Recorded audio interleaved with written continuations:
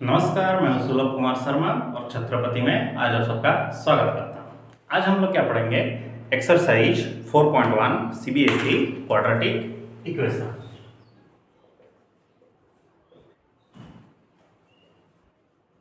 CBSE quadratic equation, ठीक है। देखिए, क्वाड्रेटिक इक्वेशन देखिए अपने आप में एक पॉलिनोमियल है। पॉलिनोमियल हम क्या बोले थे? कोई भी अलजेब्रिक एक्सप्रेशन जिसका डिग्री नेगेटिव नहीं होता हो, सब होल नंबर में रहता हो, उसी को हम लोग पॉलिनोमियल बोलेंगे। और क्वाड्रेटिक इक्वेशन किसको बोलेंगे? कोई भी पॉलिनोमियल अगर इस फॉर्मेट में रह रहा है ax² + bx + c, मतलब इतना, मतलब हाईएस्ट डिग्री इसका कितना होगा? 2, तो उसको हम लोग बोलेंगे क्वाड्रेटिक इक्वेशन। 2 1 0, ठीक है कि नहीं? इसके यहाँ पर x टू द पावर कितना हुआ होगा? 0 हुआ होगा, 1, तो 1 इंटू सी ही रहेगा, तो इसको हम लोग बोलेंगे क्वाड्रेटिक इक्वेशन।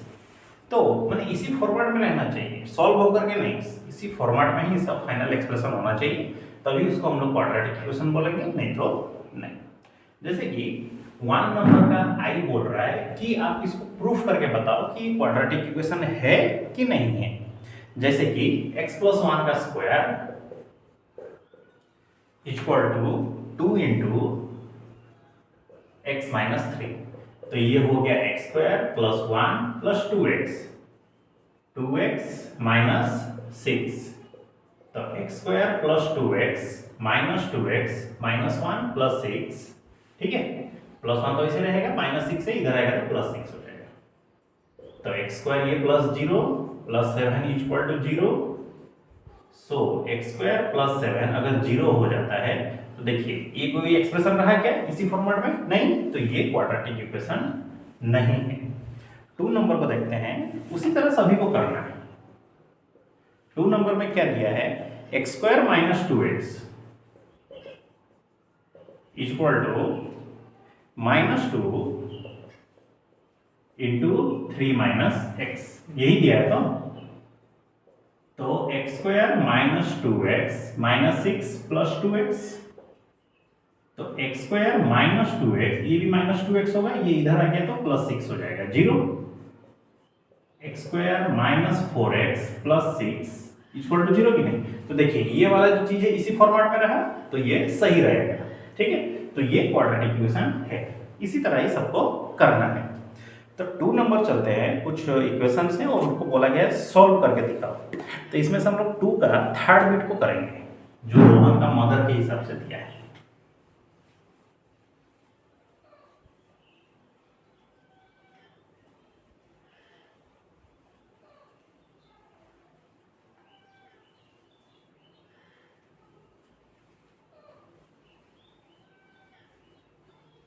ठीक है, देखिए क्या बोला गया है? Rohan's mother is 26 year older than him, मतलब आज प्रेजेंट में 2 का कौन सा बिट है? ये थर्ड बिट है प्रेजेंट में। तो मान लीजिए रोहन का जो एज है वो x है, और अभी रोहन का मदर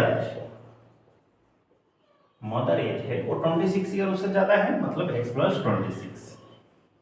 ओके, फिर कंडीशन ये बोला कि product of their edges in year 3 years from now, मतलब 3 साल बाद, 3 इयर्स फ्रॉम नाउ रोहन का जो एज होगा वो कितना हो जाएगा? x + 3, और रोहन का जो मदर है एज होगा वो कितना होगा? x + 26 + 3, तो x + 29। अब इन दोनों को जब प्रोडक्ट किया जाएगा तो एज कितना हो जाएगा? 360, x + 3 और ये x + 29, तो 360 होगा। तो this is x² + 29x + 3x +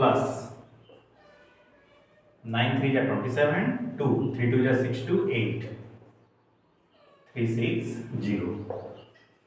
तो x² प्लस ये कितना हो जाएगा? 32x + 87 - 360, okay. तो x² + 32x माइनस कितना होगा? 10 - 7 3, और 15 - 8 7 टू 0 की नहीं। अब इसको मिडिल फैक्टराइजेशन करिए, यहाँ पर 1 है, मतलब ऐसा दो नंबर चुनिए जिनको मल्टीप्लाई करने से, मतलब ऐसे दो नंबर चुनिए मल्टीप्लाई करने से -273 होता हो, क्योंकि 1 इंटू -273 -273, और उनको एडिशन करने से +32 होता है। क्लियर?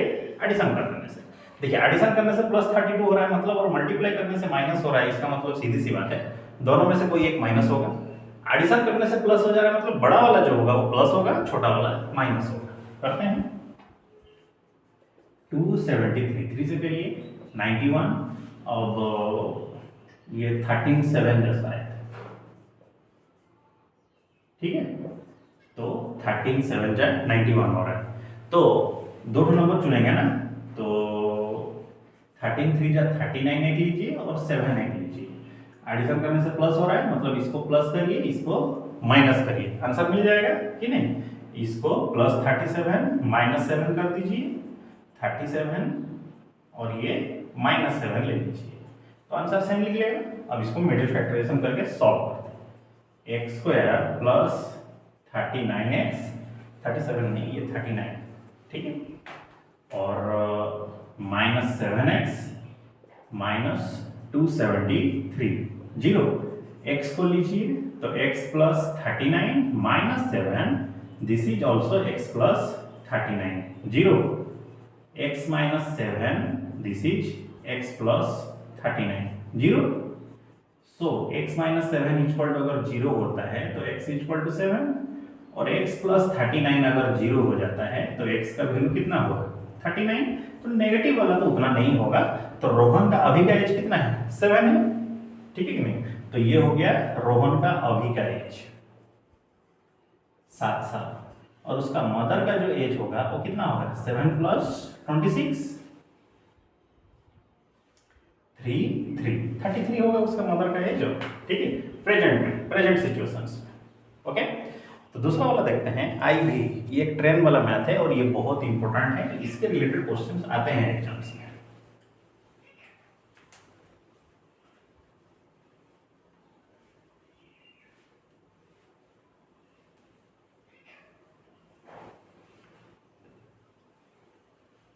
ठीक है, देखिए इसके रिलेटेड क्वेश्चंस एग्जाम में आते हैं, मतलब देखिए हमको जाना कितना है 480 किलोमीटर, तो एक ट्रेन है जो इस पर चल रहा है, मान लीजिए उसका स्पीड है, let speed of train equal to x kilometre per hour, और हम लोग जानते हैं speed equal to distance by time.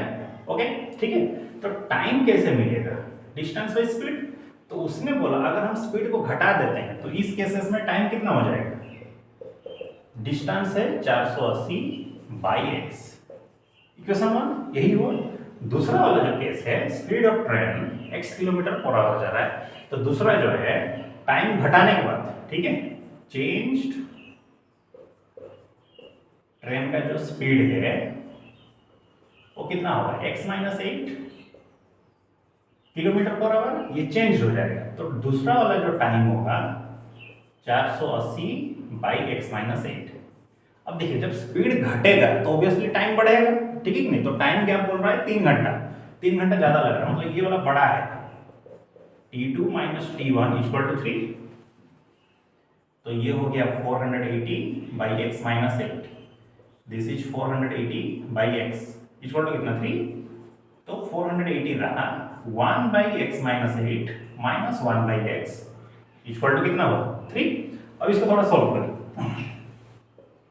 LCM कितना होगा x इंटू एक्स माइनस 8, और ऊपर है 480, इधर है 1/3, 1/3 नहीं है 3 ही है, ठीक, ये है 3, ठीक है,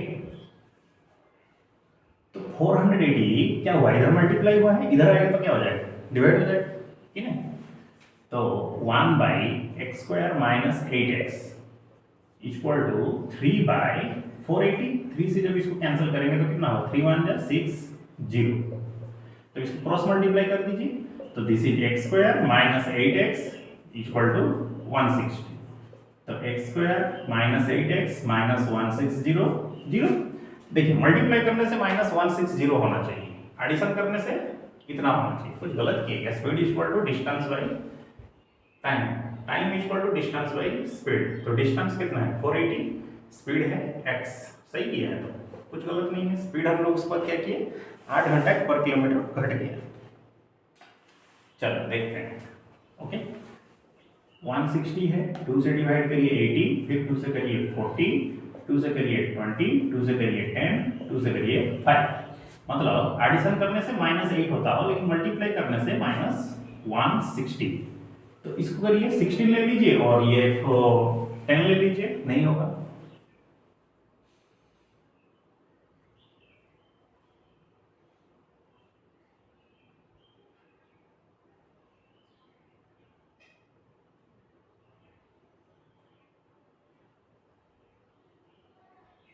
टू टू जा 4 एक पर रखिए 40, ये भी नहीं होगा। 8x ही है तो ठीक तो है, गलत तो कहीं हुआ नहीं। देखते हैं 2 टू जा 4, 2 जा 8, 2 टू जा 4 5 जा 20, 20 एक हो रहा है, 8 एक हो रहा है, नहीं होगा ये।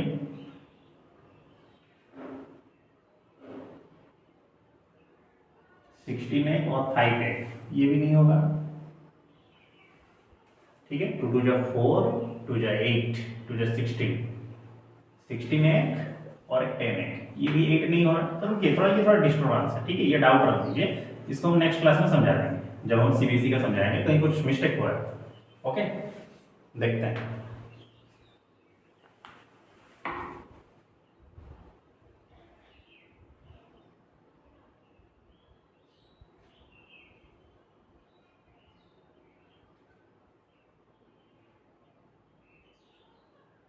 यहीं पर ही मिस्टेक हुआ। देखिए ये 1 कैसे होगा, ये तो 1 नहीं होना चाहिए ना, ऊपर जो है वो 1 नहीं होना चाहिए, नोटिस करिए।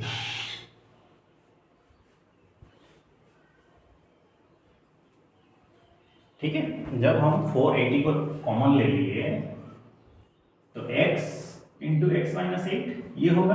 तो जब एलसीएम इसको लिए तो इधर x बचेगा minus of x minus 8 equal to 3। तो x minus x plus 8 by x square minus 8x equal to 3 by 480। इसको कैंसिल करिए, 1 बाई 160 हुआ, तो ये दोनों कटा, तो 8 by x square minus 8x 1 by 160।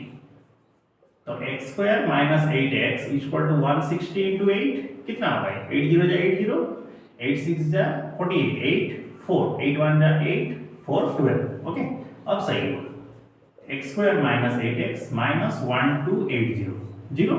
अब 1 2 8 0 का हम प्राइम फैक्टराइज करेंगे, 2 से करेंगे तो 640, फिर 2 से करेंगे तो 320, फिर 2 से करेंगे तो 160, 2 से करिए 80, 2 से करिए 40, 2 से करिए 20, 2 से करिए 10, 2 से करिए 5। ठीक है, तो इसको ले लीजिए एक और इसको ले लीजिए, 2 2 जा 4, 2 जा 8, 2 जा 16, नहीं 8 इंटू 5 48 और ये 32 ठीक है। तो x square minus 40x plus 32x minus 1280 0। x को कॉमन ले लीजिए तो x माइनस 40 रहा, प्लस 32 को कॉमन लीजिए, ये भी x माइनस 40 रहा। तो x प्लस 32 एक और x माइनस 40 एक 0। तो x का वैल्यू यहाँ पर माइनस 32 है जो कि नॉट पॉसिबल है, और x का वैल्यू यहाँ पर 40 है, 40 किलोमीटर पर आवर। तो ये चीज पॉसिबल है, मतलब 40 किलोमीटर पर आवर प्लस के हिसाब से कोई जा सकता है, माइनस के हिसाब से नहीं होगा। ठीक, तो ट्रेन का जो स्पीड है वो कितना हुआ, 40 किलोमीटर पर आवर हुआ। क्लियर, तो आज हम लोग यहीं तक रखते हैं, और आप लोगों का यही होमवर्क है एक्सरसाइज 4.1 ऑल विथ एग्जाम्पल।